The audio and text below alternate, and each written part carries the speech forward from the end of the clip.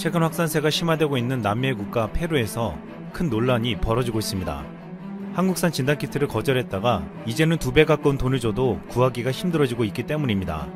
이미 덴마크 보건장관이 한국산 진단키트를 거절했다가 대국민 사과를 한 바 있었습니다. 지난 3월 우리나라 업체 오상헬스케어는 페루에 진단키트 50만 개를 개당 35불에 주겠다는 제안을 했다고 했습니다. 하지만 페루는 한국 업체의 제안을 거절하고 중국산 진단키트를 대거 구입했습니다. 그런데 중국산 진단키트에서 불량이 계속 나오며 급기야 음성으로 진단받은 국회의원까지 생명을 잃게 되었습니다. 페루는 뒤늦게 다급히 한국산 진단키트를 주문했지만 이미 너무 늦어버렸습니다. 최근 전세계 나라들이 한국산 진단키트를 찾다 보니 물량이 딸려서 바로 받을 수 없는 상황이 되어버렸습니다. 오상헬스케어는 최근 미국 FDA 승인을 받아서 현재 세계 30여 개국으로부터 수주한 진단키트 물량이 벌써 1000만 개가 넘었습니다. 현재 미국, 브라질, 러시아, 이탈리아, 루마니아, 모로코, 쿠웨이트, 아르헨티나 등에 공급하고 있다고 했습니다. 가격도 개당 35불에서 개당 60불로 올랐습니다. 페루의 한 시사 고발 프로그램이 이 같은 내용을 폭로하자 페루 국민들의 분노는 극에 달했습니다. 페루는 지금 남미에서 확진자가 브라질 다음으로 2번째로 많을 정도로 최악의 상황이 되고 있습니다. 27일 기준 확진자 수는 27,517명으로 3만 명이 육박해 가고 있고 728명이 생명을 잃었습니다.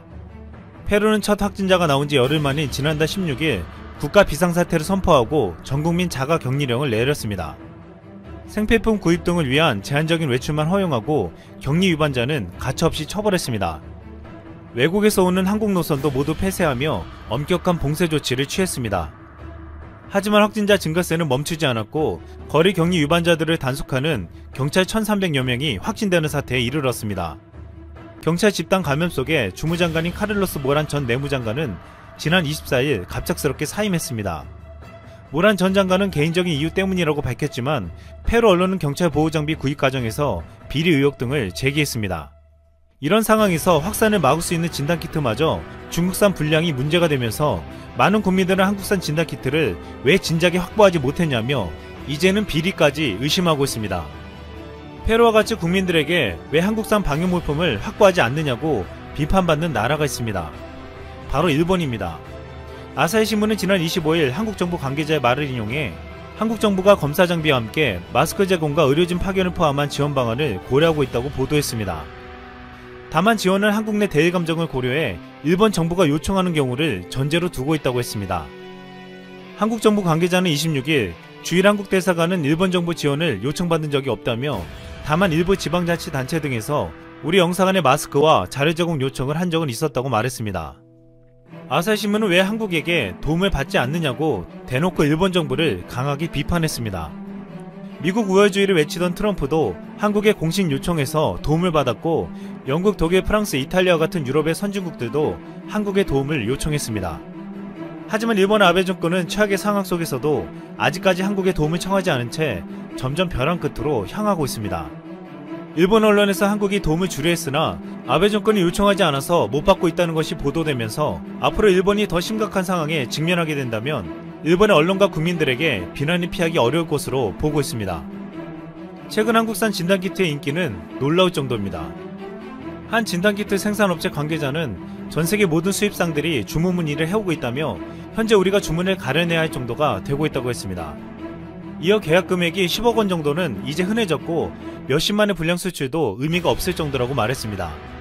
이런 상황 때문에 한국산 진단키트를 확보하려고 각 나라들은 경쟁하고 있는데 최근 미국에서 메릴랜드와 콜로라도에서는 작전을 세워 한국산 진단키트를 얻는 데 성공했다고 감격스러워했습니다. 전세계는 지금 한국의 앞다투어 진단키트와 방역 노하우를 전수받으며 자국민들의 건강을 위해 싸우고 있습니다. 그러나 이런 와중에서도 제대로 검사나 방역 조치를 하지 않는 일본 아베 정권은 다른 곳에 관심을 두고 있습니다. 일본 정부는 최근 추경 예산에 관광이나 이벤트 사업을 촉진할 사업비 20조 원을 반영했습니다. 경제산업성은 여행상품을 산 소비자에게 쿠폰을 지급하는 등 관광 및 외식산업을 촉진하는 사업비로 1조 6,794억엔을 추경 예산에 반영했습니다. 국토교통성은 외국인 관광객의 일본 방문을 촉진하는 사업비로 96억엔을, 환경성은 국립공원이나 온천관광지에서 일과 휴가를 병행하도록 하는 추진비용으로 6억엔을 각각 추경 예산안에 담았습니다. 아직 제대로 방역 작업도 하지 않은 상황에서 일본 정부는 벌써부터 관광산업에 거액의 예산을 배정한 것입니다. 이 때문에 일본 아베 정권은 감염병으로 목숨이 위태로운 사람들을 살리는 것보다 올림픽이나 관광산업을 더 앞세우며 결국 돈을 더 중시하는 게 아니냐는 말까지 나오고 있습니다. 최근 일본에서 한국과 일본을 단적으로 비교하는 그림이 널리 퍼지고 있습니다. 한국의 확진자가 치료받는 과정과 일본의 확진자가 처해지는 과정을 비교해서 그린 그림입니다. 또한 한 네티즌은 일본이 도쿄올림픽 때 선수들 침대를 만들겠다고 준비한 골판지가 앞으로 이렇게 쓰일 수도 있다고 탄식하고 있습니다. 일본의 총리가 스스로 자랑하는 성과는 경제입니다. 그런데 이걸 어쩌죠? 일본의 올해 2분기 경제가 그야말로 폭락했습니다. 세계 금융 경제 위기가 왔던 2009년보다 더 심각한 수준으로 떨어졌습니다. 일본 당국은 2분기 실질 국내 총생산이 전분기와 비교해 7.8% 줄어들어 3분기 연속 감소세를 기록했다고 발표했습니다. 이 추세가 1년을 지속하는 것으로 산출한 연간 실질 국내 총생산 성장률은 마이너스 27.8%입니다. 리먼 사태 당시 마이너스 17%보다 더 나쁜 실적입니다. 통계를 집계한 1955년 이후 최대의 역성장이기도 합니다. 신기록이죠. 이번 사태로 일본은 핵심 산업인 자동차의 수출도 18.5% 이상 격감했습니다. 일본 경제에 초비상이 걸렸습니다. 물론 이런 결과가 나온 데는 긴급사태 선포의 영향이 큽니다. 외출과 여행 등 대외 활동을 억제하면서 개인 소비가 크게 줄었기 때문입니다.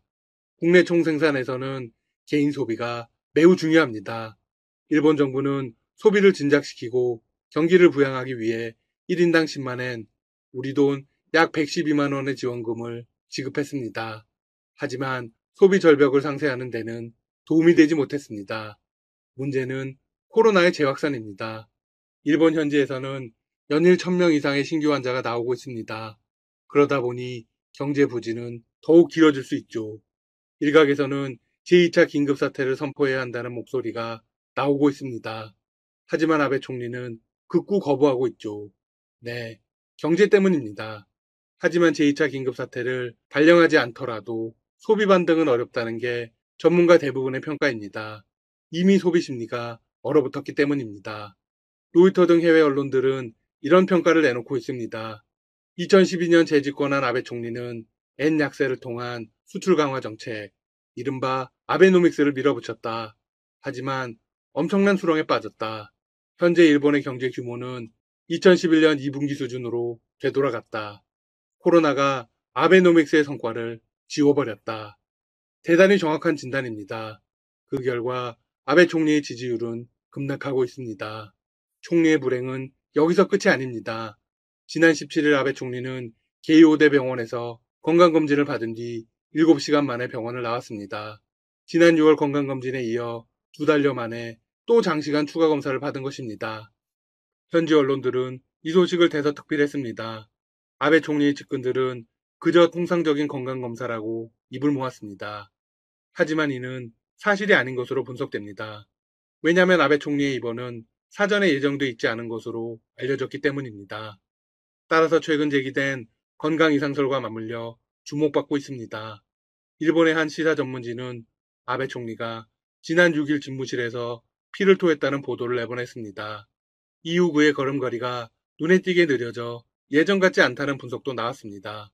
실제로 TBS는 총리가 관저 현관문을 들어와 기자들이 기다리는 로비를 지나 엘리베이터를 타기까지 걸린 시간을 측정했습니다. 같은 거리를 걷는 아베 총리의 걸음걸이가 5월에는 19.10초, 6월에는 19.14초, 7월에는 19.62초로 늦어지더니 8월에 들어서는 20.83초를 기록했습니다.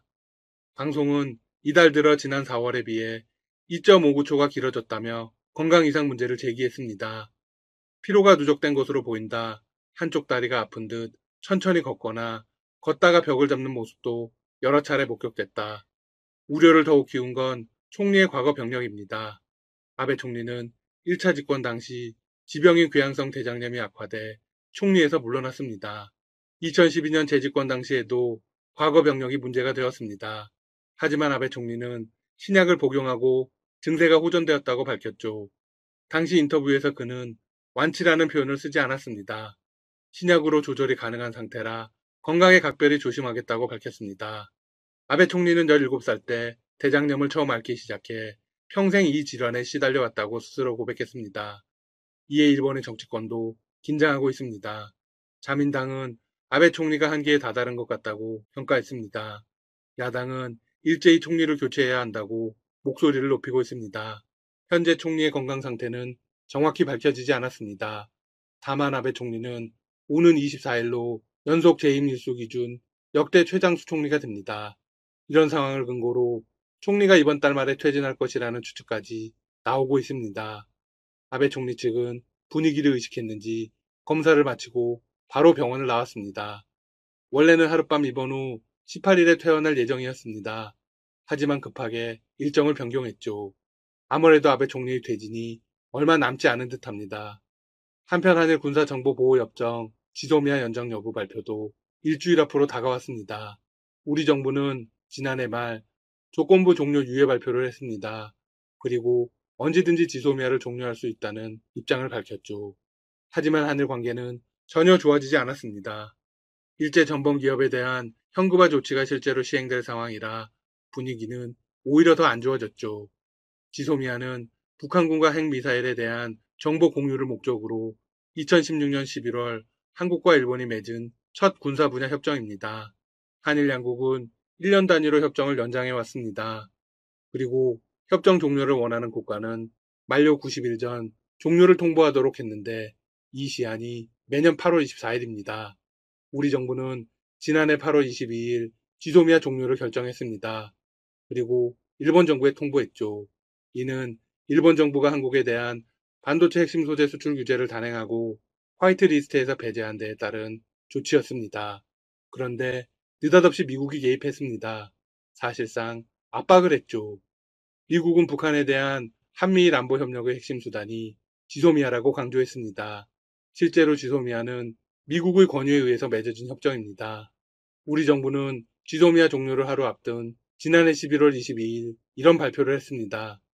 한일 군사 비밀 정보 보호 협정의 효력을 언제든 종료시킬 수 있다는 전제하에 종료 통보의 효력을 정지시키기로 했다. 네, 조건부 유예를 선택한 것입니다. 따라서 우리 정부는 8월 24일이라는 시한에 구애받지 않는다는 입장입니다. 지소미아를 날짜에 구애받지 않고 언제든 종료할 수 있기 때문입니다.